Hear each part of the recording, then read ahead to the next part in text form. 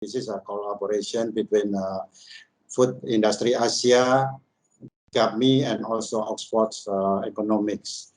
Honorable Bu Alfi from the Ministry of Trade, Director PE2E, and all the participants, and of course my colleagues, Edwin from FIA, and also the Director Economic Consulting Asia, Mr. James Lambert, and all participants.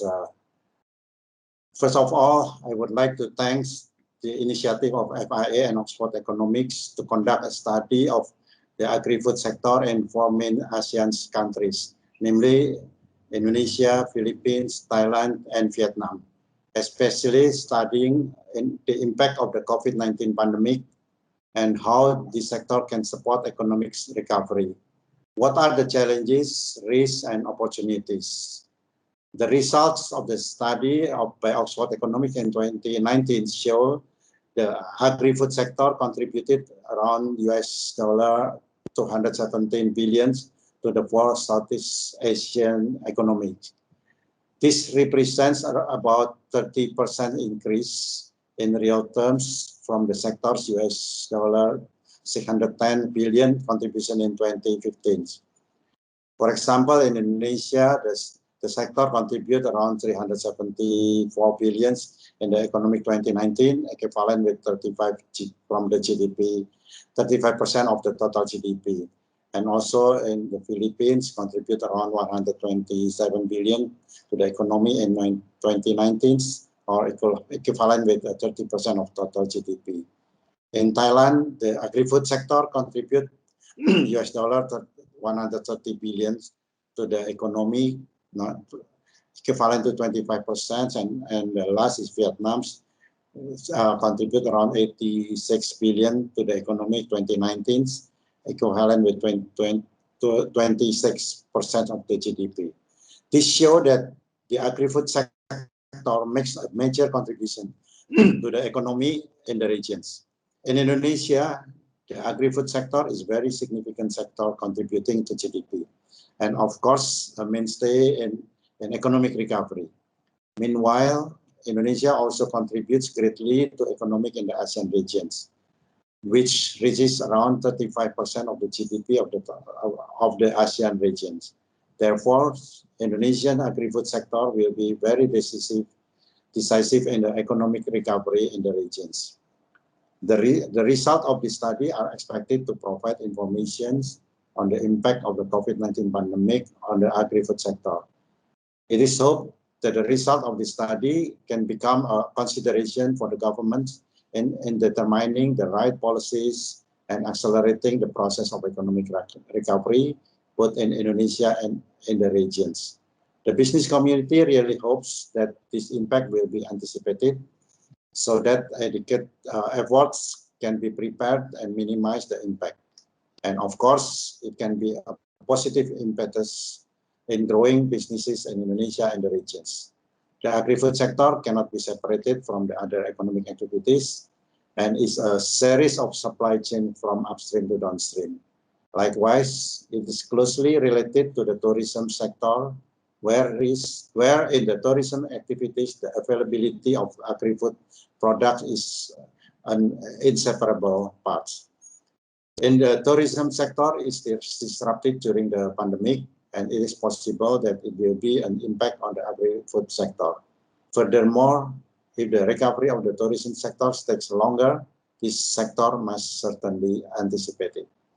The result of the study by Oxford Economics show that tourism is responsible for 8.8% of the Indonesia's total food consumption. And given that uncertainties in the international tourism continues into the near future, so the agri-food industry needs to work closely with the Indonesian government to identify other ways it can thrive in the new normal. Thank you for the presence of the representative from several related ministries, and also hopefully the result of this study can be used as a material in determining the right policy and anticipating the impact of the COVID-19 pandemic, as well as looking for new breakthrough. And we are ready to collaborate so that Indonesia's economic recovery, especially the agri-food sector, can be faster than targeted. Welcome to all participants and enjoy the events. Hopefully it's useful and beneficial. Thank you, stay safe and healthy. And now I invite Edwin Seah, Head of the Policy and Public Affairs Food Industry Asia, to deliver introduction speech before the presentation report from the Economic Consulting Asia. Thanks is yours, Edwin, please. Thank you, Pak Adhi. Good afternoon, everyone. And first, let me thank Pak Adhi and your team at GAPMMI for working with FIA to put together this session this afternoon. I think, Pak Adhi, you've covered quite a lot on the purpose of the study and the importance of the study. And I just want to add that the three key points from the study that we will show is that the agri-food sector in Indonesia is a huge contributor to Indonesia's GDP, to employment, and at the same time to tax receipts for the government. But the other two areas, I think that the agri-food sector is contributing largely to Indonesia is, of course, the area of food security, as well as sustainability. So as Pak Adhi, you pointed out, I think the whole purpose of this report, which I believe is a first of its kind, is important to give us updated data and information, but at the same time, it shows the importance of how the industry can continue to work with and support the government as we all plan to recover from the pandemic and to look at future growth. So without further delay, let me please pass on the stage to Mr. James Lambert, who is a director at Oxford Economics, and he was the project lead for this study. So James, I will pass it on to you, and then after James' presentation, there is opportunity for Q&A. So without any further delay, James, it's over to you. Thank you. Terima kasih, Pak Edwin, and also Pak Adhi for that introduction, and selamat pagi to everybody. That's two very useful introductions. Firstly, thank you for introducing who I am. So my name has already been established as James Lambert, and I represent a team of economists at Oxford Economics who have worked with Food Industry Asia over the past year to develop this research, and also for introducing some of the key findings from the study already at the top there, and just the main takeaway of a discovery within this research as to just how important a contribution the agri-food sector makes to the economy of Indonesia. The really interesting thing about the agri-food sector that we've discovered through this research, really, and especially given the timing of it, is that despite all of the disruptions of the past year in Indonesia, the health crisis, a collapse in tourism revenues, all of the social distancing and the economic kind of slowdown that's happened. In fact, the agri-food sector has proved itself to be one of the most resilient parts of the economy, one of the most resilient employers and value generators in the Indonesian economy. And from what I understand about a lot of the people on the call today, that we've got representatives of the ministries within the government, as well as representatives of different businesses and organizations within this sector.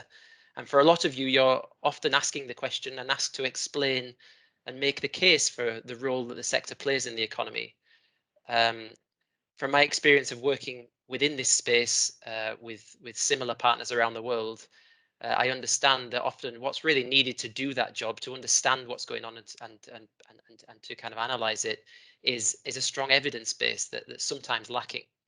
And what I hope to be able to give you today within these slides and the report that we'll share is a basis for you to understand and to be able to communicate with authority the role that the food and beverage industry is playing in Indonesia. So hopefully there's new evidence and a good story to tell to help you communicate that.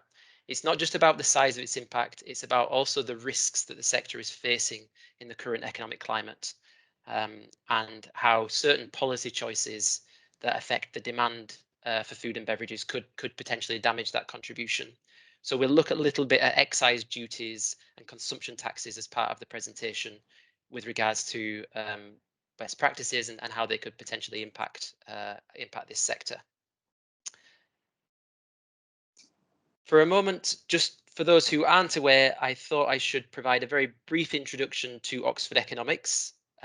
Very quickly, what do you need to know? We're a global economic consulting firm. I'm speaking to you from lockdown 2.0 in Singapore currently, where most of our team is based, including our Indonesia economists and specialists.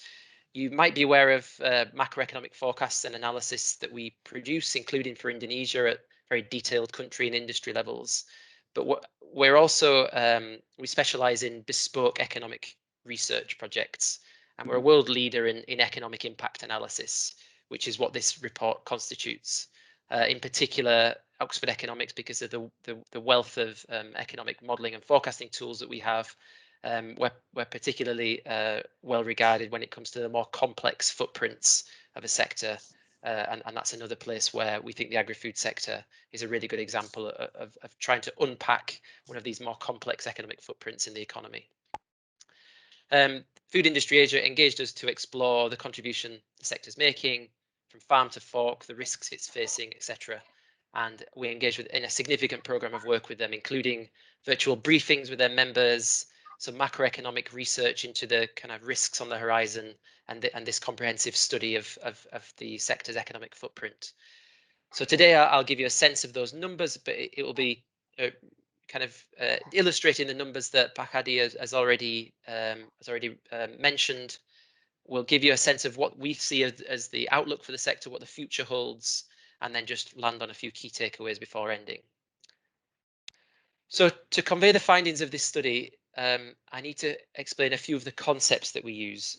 Firstly, what do we mean by the agri-food sector for the purpose of this analysis? We know the food value chain in Southeast Asia constitutes a complex network of growers, processors, vendors, distributors, and other businesses involved. For the purpose of the study, we're defining the agri-food sector to have three critical components. The first is agricultural production, and this encompasses agriculture and fishing industries. We take care to exclude non-food related elements such as rubber and tobacco production. We include food and beverage manufacturing, and we focus here only on non-alcoholic food and beverages. And we include food and beverage distribution. So that includes the wholesale, retail and hospitality services related to food and non-alcoholic drinks. So it's really from farm to fork, the full spectrum of the agri-food sector that we're interested in this study. Secondly, what do we mean by economic impact? Well, the assessment encompasses three channels of economic impact. The first is the direct impact, and this refers to the value added to the economy by the businesses and workers directly involved in those three tiers, the agriculture, manufacturing, distribution. The businesses on the front line delivering that work, we're essentially estimating the profits that they earn, the wages they pay, as an estimate of the value they add to the economy. Secondly is the indirect impact, and this refers to the economic activity stimulated along the agri-food sector's supply chain, and that's the non-food supply chain to avoid double counting. And this is really driven by the procurement spending of the businesses in that direct within that direct economic impact. But we also measure or estimate a third ripple effect within the economy, which is what we call the induced economic impact of the agri-food sector. And this is a measure of all of those individuals that are employed in the activities I've mentioned, including in the supply chain, go on to spend their wages within the economy, and that creates a ripple effect. So those wages might be spent on in retail or leisure or on household bills, but they're generating earnings and profits and wages for other businesses in the local economies, which in turn stimulates further spending through their own supply chains. When we look at the economic footprint of anything within this economic impact framework, we're capturing those three ripple effects of the way that their presence manifests itself. So what did we find? Here are the high-level results, which we've already flagged. In 2019, the agri-food sector contributed about $374 billion equivalent to the Indonesian economy. That represents around 35% of GDP that year. And in rupiah terms, it's equivalent to around 5.4 trillion rupiah. In doing so, we're talking about an employment footprint of around 63 million full-time equivalent workers, which is about 49% of total national employment. So by that metric, one might argue that we're talking about the single most critical source of employment in the entire economy with this sector. In addition, the sector generated an estimated $43 billion worth of tax revenues, which in rupiah terms is around 620 trillion rupiah. So it just gives you a sense of scale that we're talking about with regards to this sector's contribution in 2019. We can actually unpack those numbers a little bit further. So for those of you who are not too keen on staring at column charts and statistics, please bear with me for a moment. What we can see here is those three components of the sector I mentioned, from agricultural production through manufacturing through to distribution, from left to right, and the relative contribution to GDP that the various economic impact components make. So where should you focus within this chart? If you look at the agricultural sector to start with, you can see that this is by far the largest contributor of the three components. It accounts for about half of the agri-food sector's total GDP contribution in 2019, and around almost 2/3 of its employment contribution, in fact. And you can see that within that agricultural production, the lion's share of the sector's impact is dark green. That means it's a direct impact. These direct earnings of agricultural producers and workers within that sector constitutes a really big portion of what the agri-food sector's total footprint is. Another area to focus is also the very large and similarly sized contributions from food and beverage manufacturing in orange and food and beverage distribution in blue. These footprints are worth around $110 billion and so about $110 billion within the manufacturing sector and about $52 billion within the distribution sector. But you can see the composition of those impacts are quite different. In manufacturing, there's a much more significant role for the indirect supply chain impacts, more so than, relatively speaking, than in agricultural production. And what that tells us is that there's a significant Indonesian supply chain being supported by food and beverage manufacturing within Indonesia. It's a much larger footprint than you would understand by only looking at food and beverage manufacturing firms. In distribution, where we only measure the direct impacts, you can see that it's catering and retail that account for the lion's share of that component of the footprint. So this is kind of a mapping of how the agri-food sector's footprint is composed across the economy in 2019. And just quickly on this slide, we're kind of illustrating the growth of the footprint over time up to 2019. It was growing consistently in the pre-COVID period. It was 23% larger in real terms in 2019 than it was 5 years earlier. And that's an average annual growth rate of around 5.3%. Over the same time period, in actual fact, the employment footprint of the sector, you might say has not grown quite as quickly, although it's obviously on a strong upward trajectory. The reason for the difference in pace is to do with significant improvements in the labour productivity, in particular of the agricultural sector within that time. But still, we're talking about almost 5 million more people or more full-time equivalent jobs supported by this sector in 2019 than 5 years earlier. So that was the trajectory that the agri-food sector was on before 2020, before COVID landed in all of our lives. Once again, for those of you who aren't too keen on column charts, please bear with me on this slide, but hopefully I can navigate it for you. What we're looking at here is the change in the GDP and jobs contribution of the agri-food sector in 2020 compared to a year earlier. So we estimate that the agri-food sector in Indonesia actually grew by 2% in 2020 compared to 2019, despite all of the very challenging economic environment. And that was accompanied by an actual addition of around 1.1 million jobs to that overall sector and its footprint that year.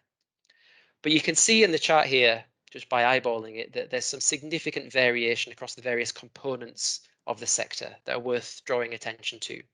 So once again, running from left to right, we've got the various sectors, the various components of the agri-food sector, starting with agricultural production on the left.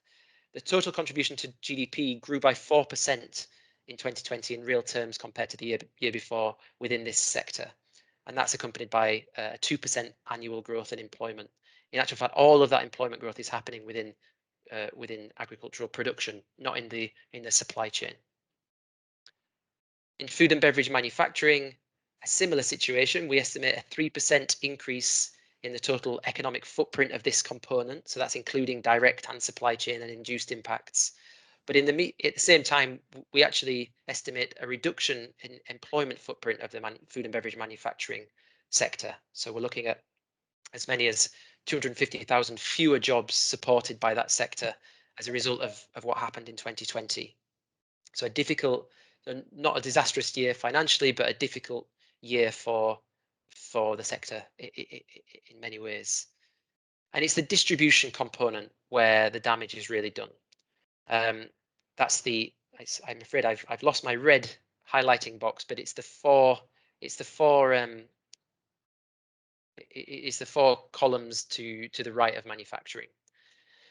And this was clearly the epicenter of that loss of tourism revenues. It was the sectors most vulnerable to the changes we saw in society in response to COVID-19. And we actually estimate that the footprint of the hospitality sector alone fell by about 9% in 2020. It was 9% smaller in 2020 than the year before. The retail sector accounted for a major share of that drop. So despite and that's food and beverage retail. So despite the conditions in 2020, when you step back and look across the whole of this spectrum, you can see there was an incredible resilience in the sector that held up hundreds of thousands of jobs during that very challenging year, despite in certain parts of the agri-food sector really some quite severe damage being done to output. So that's looking backwards and kind of taking account of what we think the sector's been doing in Indonesia. Now we can spend a few moments lending our gaze forwards and trying to look beyond the coronavirus pandemic to ask what the future holds for the sector this year and the years that come after. It's fair to say that the future remains highly challenging, especially in 2021, but also beyond that. The enormous role of the agri-food sector in the wider economy means that its own performance actually does have important repercussions for the employment situation more broadly, for tax revenues, for economic growth at the national level. And looking forward, the sector is going to face challenges in the form of cost pressures.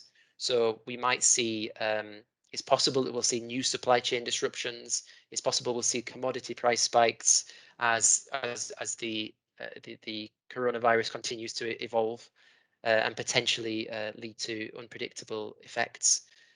And we may also see demand pressures. The sector has obviously shown its resilience, although there was a redistribution of workers and within 2020. But it has to brace for a challenging demand environment this year and next year because of the slowdown in economic growth, because of the addition to unemployment and underemployment that year, because of the unraveling of extraordinary fiscal stimulus in 2020. We'll see that there will be some pressure placed on demand. At Oxford Economics, we're actually forecasting an annual reduction in total household food spending of 0.8% in 2021 compared to 2020. So if 2020 was the tough year, we actually see a further fall in household food spending across Southeast Asia in 2021 as well. And that's obviously a damaging prospect for the food and beverage sector. Looking past this question of short-term risks and performance, the sector obviously faces big long-term challenges too. It has to invest and adapt to evolving supply constraints and market demands.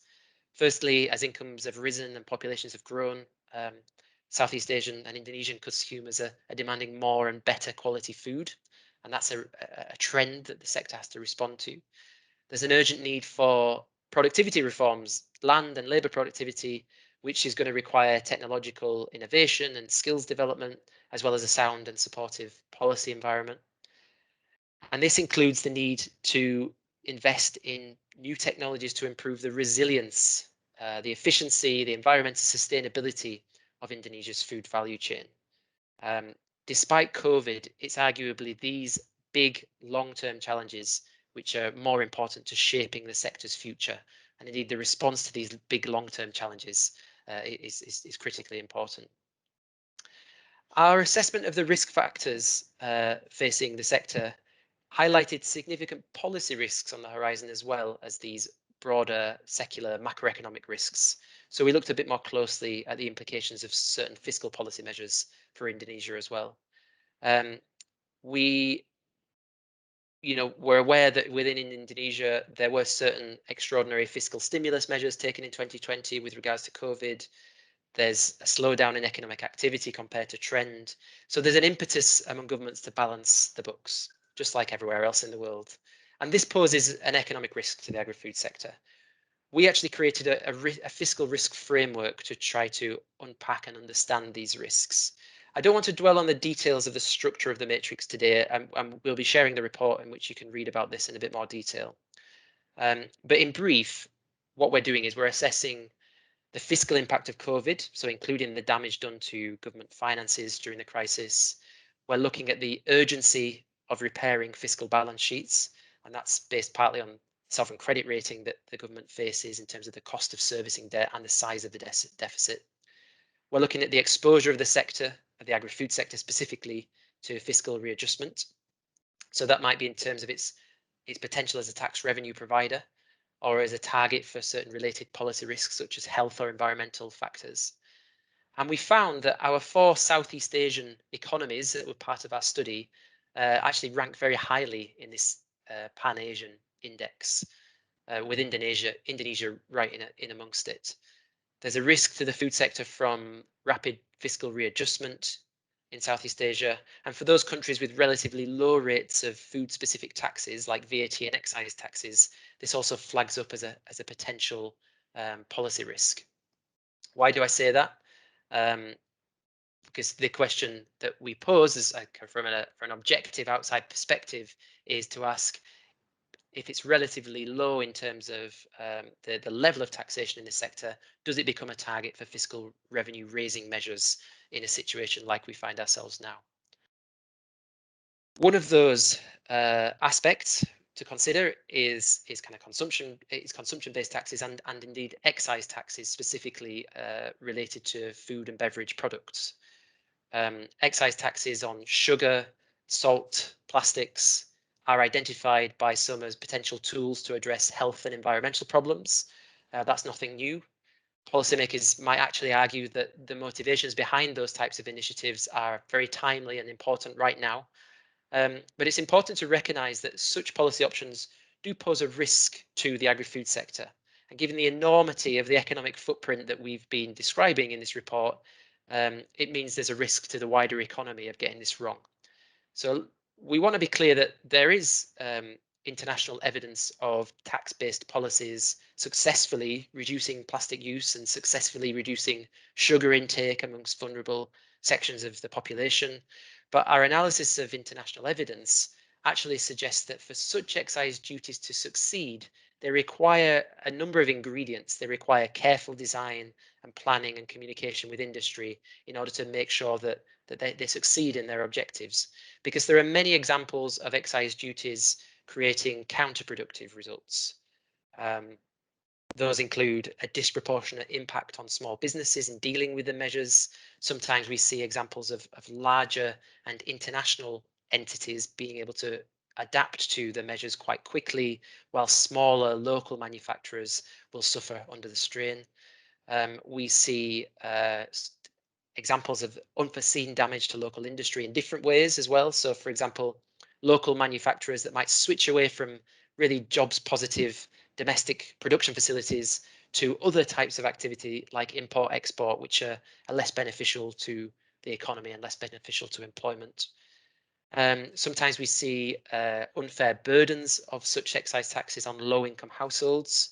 So, for example, sometimes what's often a regressive tax the impact of it can fall more heavily on those lower income households, and they bear the brunt of it.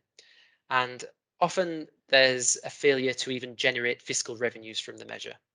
So numerous empirical studies have pointed to this kind of lack of tax generation being related to poor regulation, the ease of working around the policy, poor enforcement, etc.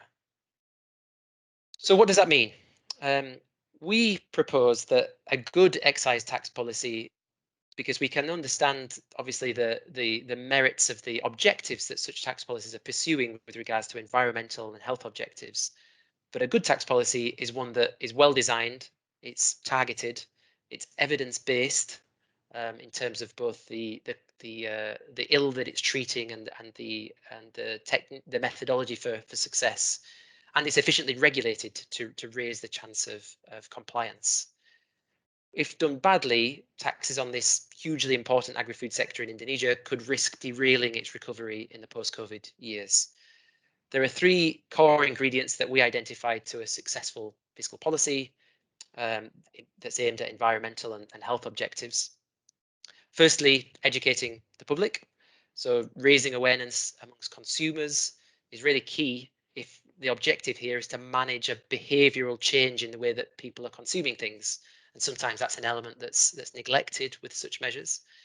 Accurate food and plastic labelling is a tried and tested public information device to try and amplify policy effectiveness, for example. The second category is a comprehensive regulatory scope to accompany any excise taxes. So an excise tax used on its own can often be blunt or regressive or poorly implemented. And international evidence actually suggests that the more effective the regulatory conditions that the tax is operating in, the more effective tax compliance can be. So governments can use regulatory standards, product reformulation or food labeling to nudge producers in the right direction to behave in line with the overall objective of any kind of excise taxes. And sometimes with regulation alone, it can achieve the stated objectives without needing to harm demand for the output of this industry. And finally, consultation and communication with industry is really key. So governments have to engage and communicate with stakeholders regularly. Doing that minimises the cost of businesses and the loss of jobs of any measures, whilst also maximising the collaboration with industry, and that maximises compliance towards shared policy goals. Regular communication with business stakeholders also has the side benefit of sharing knowledge and developing that sector expertise within policymakers to reach a more effectively tailored policy towards the intended goals. And this is a kind of product of best practices that are being established in ministries around the world. So this brings us to the end of the presentation. I just wanted to refresh some of the main conclusions and takeaways. Number one, the agri-food sector is a vital component of the Indonesian economy. It employs around 35% of the workforce, and it can play a pivotal role in the future economic development of the sector. Number two, resilience. Despite an unprecedented shock to the system in 2020, this is a sector that showed resilience in terms of employment and in terms of output. And that's not to neglect the strength of the headwinds and the challenges that it will face in 2021 and beyond. Number three, fiscal risks. So as well as economic risks on the horizon, policies aimed at repairing the damage of COVID to fiscal balance sheets have to be implemented smartly with a view to the potential damage that they could cause to consumer spending and business recovery in the post-COVID period. And that applies to the agri-food sector at the forefront of kind of household consumption as much as anywhere else in the economy. Excise taxes are still a valid option for addressing health and environmental goals, as they always were, but if they're pursued, they must be carefully planned, well designed, and communicated to be effective. The empirical evidence from around the world supports the kind of reinforcement of these other aspects of policy design in terms of ensuring tax effectiveness. And finally, there's a need to invest in technology and skills to look at the long-term challenges too. That's with the goal of strengthening the resilience of the sector, of the whole agri-food system, the efficiency and the productivity of output, and critically the environmental sustainability of this huge sector of the Indonesian economy to make this economic powerhouse ready for future challenges and to play a significant role in driving progress in the Indonesian economy.